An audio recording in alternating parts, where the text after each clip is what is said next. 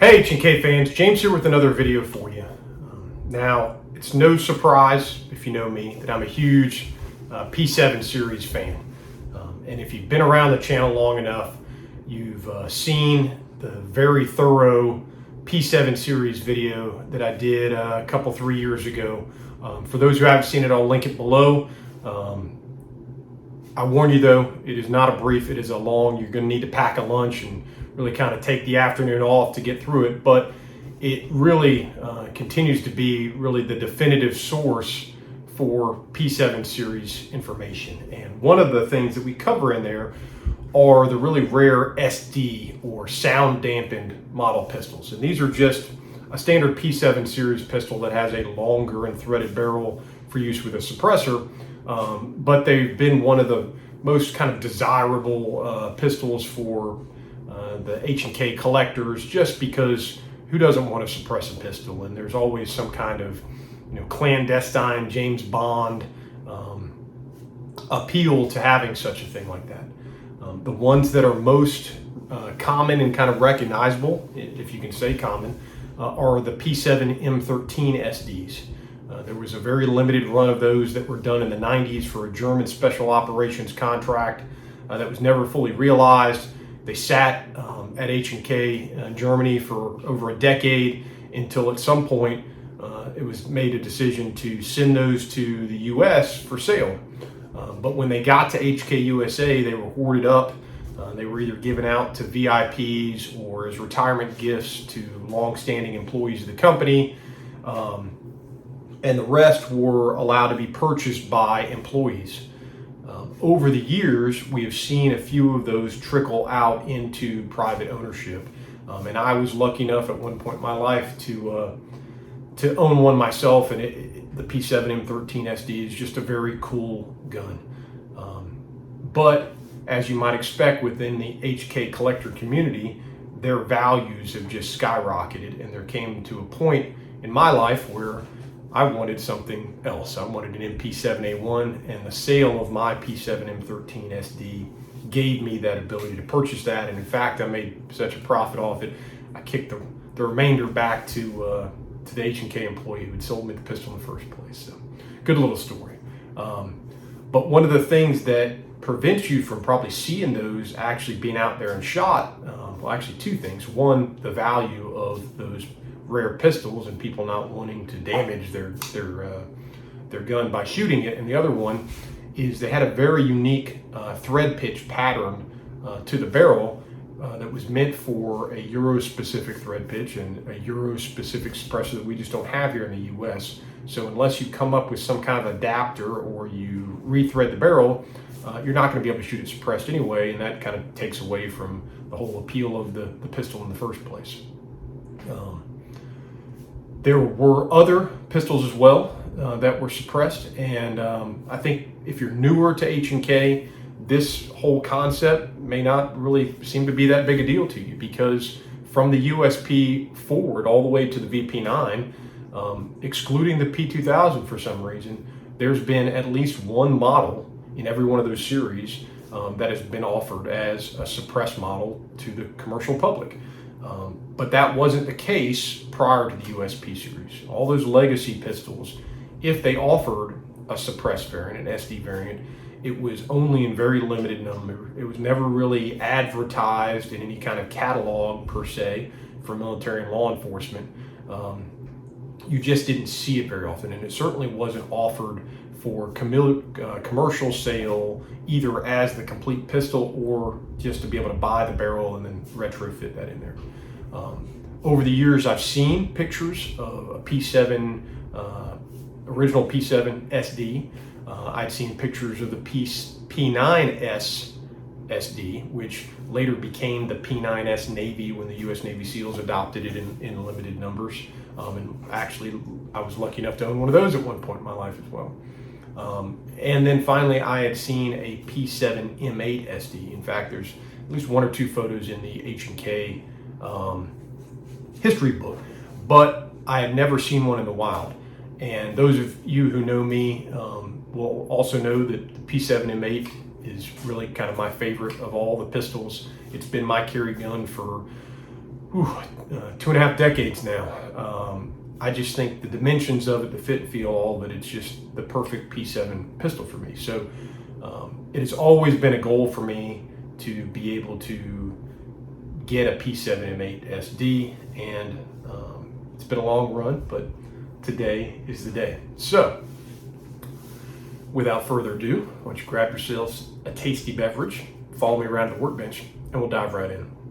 Okay, so as we start the workbench portion of the video, I gotta begin with a disclaimer that the P7 series is not the best pistol out there to use as a host for suppressed shooting.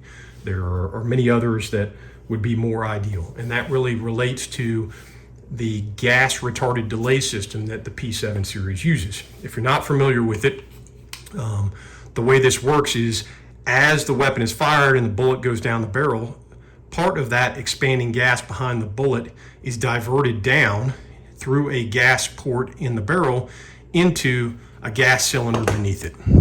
And that looks like this. And at the end of the gas cylinder is a gas piston that's attached to the top of the slide, and the gas pressures pushing against the rings on this piston will lock the weapon. And this is really one of the only pistols I'm aware of that has the 8-step cycle of operation where the locking step happens after firing instead of before. And it's not until the bullet leaves the barrel, the gas pressures can equalize, that then the resistance is overcome and the gas piston moves inside the cylinder and the slide can go into recoil.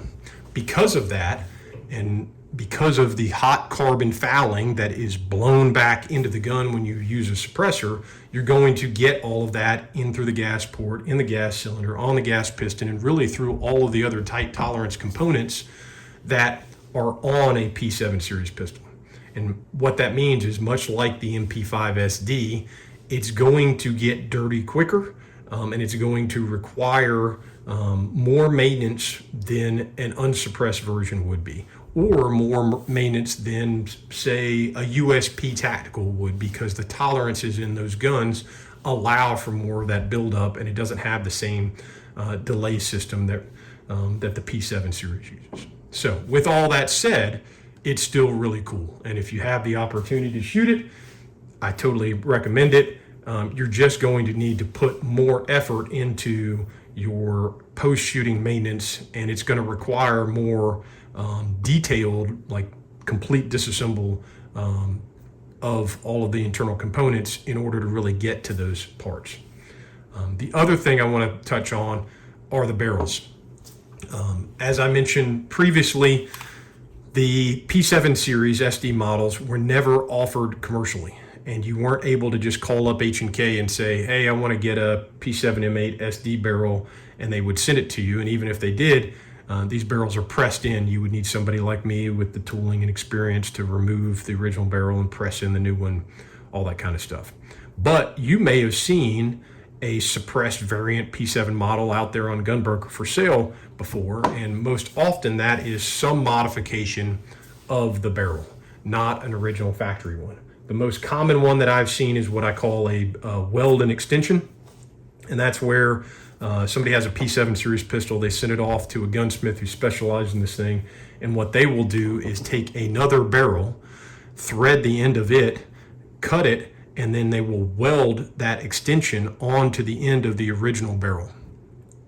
This is easily identifiable if you're looking for one and you're trying to see if it's real or not. Is just ask the owner to pull the slide back or take the slide off and give you close-up photos of the barrel, and you will see a very definable ring around the barrel right at the exact point where the standard P7 series barrel would end and that extension begins. The other way to notice it is to look down inside at the threading. And if you're familiar with P7 series pistols, you understand the P7 has a polygonal rifle threading. Most often, the barrel extension they use does not. It either has traditional lands and grooves, which won't match up and can negatively affect the flight pattern of your bullet, not a really good idea, or because that person understands that, they have deep drilled out the original rifling and it is smooth at that point but recessed. The problem with that is, as you clean your pistol and you run your bore brush from rear to front, then take it off and remove it. If you have a 9mm bore brush for the barrel itself and then a wider diameter from where they remove the rifling, you won't get all that carbon out there, and it can build up and negatively affect the pattern. The other thing that I've seen, I haven't seen it in a long time because the guy who was doing it, I don't think is either in business or alive anymore, but there was a guy who was taking MP5 barrels, cutting them, threading them, and then doing some really fancy work in the chamber area to try and get that to work. Obviously, those are identifiable because the P7 has polygonal rifling, MP5 has traditional lands and grooves, so you can see that from the rifling. But some of those were having real challenges with properly placing the bullet in the chamber for it to lock up, or the extractor cutout, or the gas piston, the gas porthole.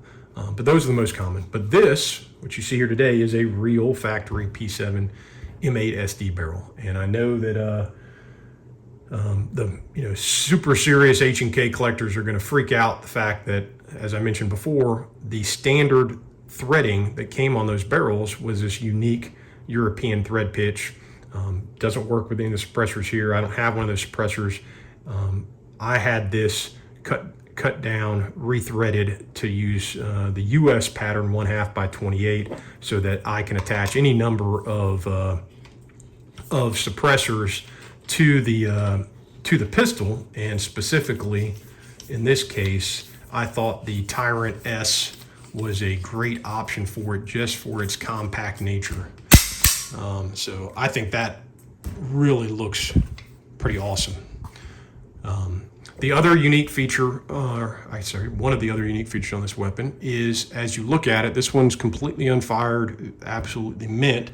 But what you'll see here is the markings on the slide. We have the H&K manufacturing marks, we have the caliber, but if you're familiar with the P7 series pistols, you'll see that this marking, H&K sidearms, is different than what we've seen before. And this represents a very short period where H&K was marking the slides in this fashion, and represents a late production example of this pistol. So that in itself, I think, is pretty cool. But now if you flip it over to the opposite side, here's where, like, in my opinion, the whole like clandestine use, cloak and dagger, sanitized pistol, you will notice there are no markings on either the receiver or the slide that we traditionally see of the serial number, the date code, the proof marks. It's completely clean. But for those of you who are going to freak out and say, oh, you have to have a serial number, don't worry. I put the serial number of this weapon underneath the grips on the receiver. But I love the clean looks of this pistol. And then the last really cool feature for me is, besides the 8-round magazines that we're familiar with, I was able to source one of the very rare 10-round magazines from the limited production of first phase prototype weapons from the U.S. military's XM9 program. If you're familiar with that, that was the military program that led to, in the early 80s, the adoption of the Beretta M9 as our new military service pistol. And H&K had wanted to submit for that, but at the time, they did not have a pistol that met all the requirements. And one of the primary requirements was a magazine capacity of at least 10 rounds. So what H&K did in order to get a submission in the very short response window was to take a standard P7, to weld on a magazine well extension, and then to take 2 P7 magazine bodies, weld them together, create 2 more witness holes, put numbers on there, and now you had a 10-round magazine capacity. And then they got those in the door in enough time to buy them some additional time to then rework the pistol completely. And what we got out of that was what would become the P7M8 and the P7M13. But these, because there were such a limited number of guns, you can imagine there was a very limited number of magazines. Really cool to see one of these out in the wild, was able to procure it. But the cool factor of this is that because this was designed for the P7, and the P7 uses a unique heel magazine release at the rear, I had my buddy Mike at TSC Machine modify the front of this so that I can now run it with the hammer-fired not hammer fired, the paddle magazine release here on my P7M8SD. And for me, I don't know, there's just something about the look of this entire pistol with the suppressor hanging off the end of it, the cloak and dagger clandestine look of a sanitized slide and frame here, and then the 10-round mag sticking out the bottom. This is something that, you know, I could see James Bond trading in his Walther PPK for. What do you guys think? Okay, well, I hope you enjoyed another video here. As always, I'm humbled to share my knowledge and experience with you all. If you are in need of H&K service and support or unique H&K training opportunities, give me a shout. That's what I'm here for. Thanks, guys.